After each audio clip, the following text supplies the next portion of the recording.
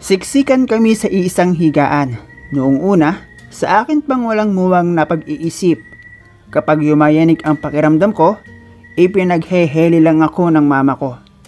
Pero sa aking paglaki, kasabay ng pagdami naming magkakapatid, ang init na hindi na kaya ng electric fan dahil sa dami namin, hindi lang basta yanig ang gumigising sa akin. Pansamantalang ungol na animoy naglalanding baka na naipit ang paa at yanig na pabilis ng pabilis. At sa aking pagdilat, si Papa gabing-gabi nag-i-exercise. Hello guys and welcome dito sa Kasgul TV. At syempre, kung ikaw ay bago dito sa akin channel at trip mo ang ganitong klase ng kwento, palike and subscribe naman dyan.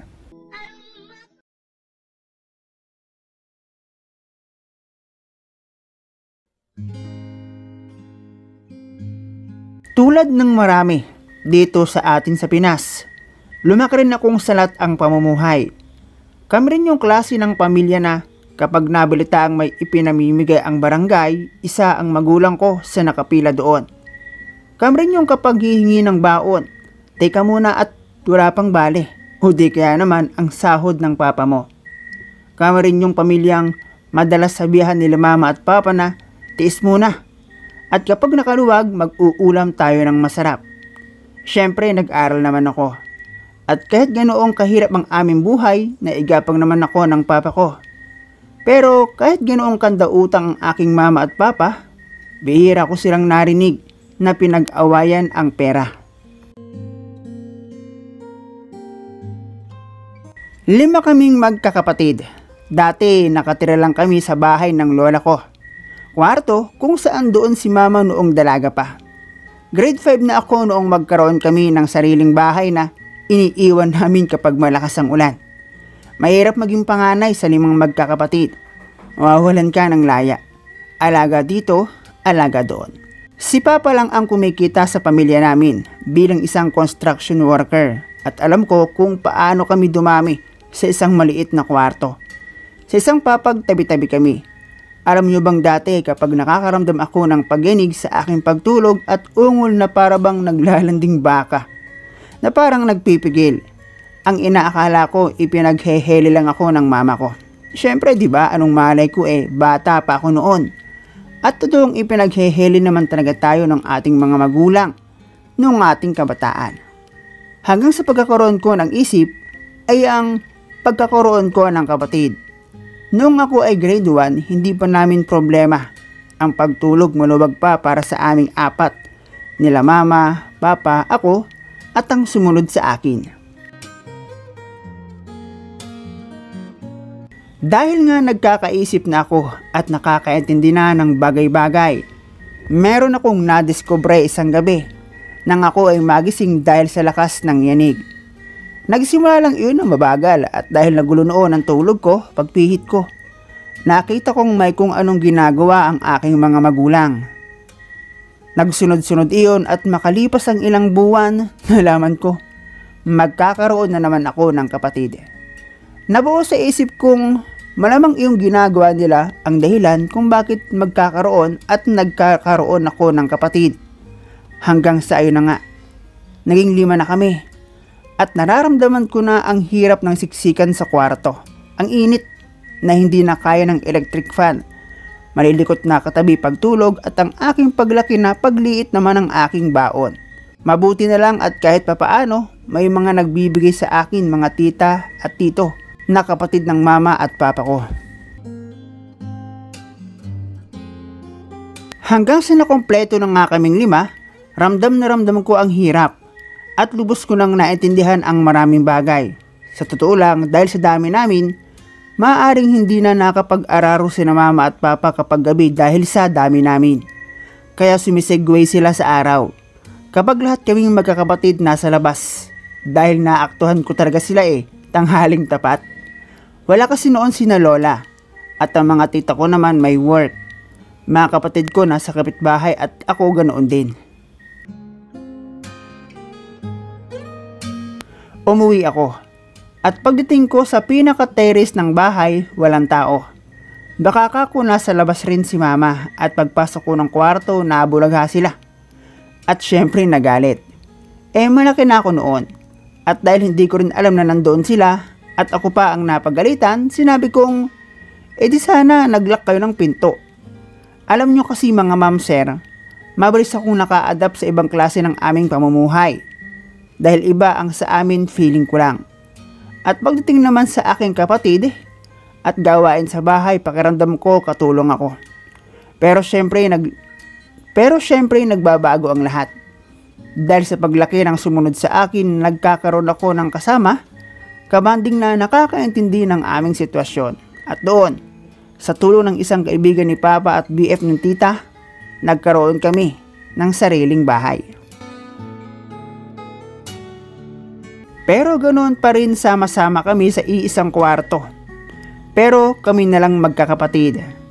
At si mama at papa at ang bunso namin, sila naman ang magkakasama. Pero syempre mas okay iyon. Hindi na ako nangangamba ng pagyanig at ungol sa gabi tuwing gagawa ng milagro ang aking mga magulang. Alam ko iyon. At naiintindihan kong parte iyon ng buhay mag-asawa. Hindi ganoon kaganda ang bahay. Dahil may pagkakataong kapag malakas ang ulan, iniiwan namin ang bahay. Pero masasabi kong iba ang may sariling pamamahay. Mas nagiging magaan ang kilos. Papa ko naman, masipag kahit alam kong hirap ang kanyang dinadanas para lang kami ay mataguyod. Kaya bawi kaming magkakapatid sa pag-aaral. Kahit man lang saang mapasampa sila sa stage tuwing graduation. Hindi tulad dati. Ngayon, dahil hindi lang ako ang pwedeng mag-alaga sa aking mga kapatid dahil dalawa na kami at may mga isip na rin ang dalawa pa maliban sa bunso. Minsan nakakasideline na rin si mama. Masaya na mahirap ang buhay namin. Kayo, kung sino man ang makakabasa at makakapakinig ng aking kwento, baka naman, pang milk tea lang po. At kung pwede para hindi kayo matulad sa amin, pag-isipan po maigi bago mag-asawa. Ang pag-aasawa ay hindi lang puro sarap. Kapag hindi po napag-isipan at napaghandaan, mas lamang po ang hirap.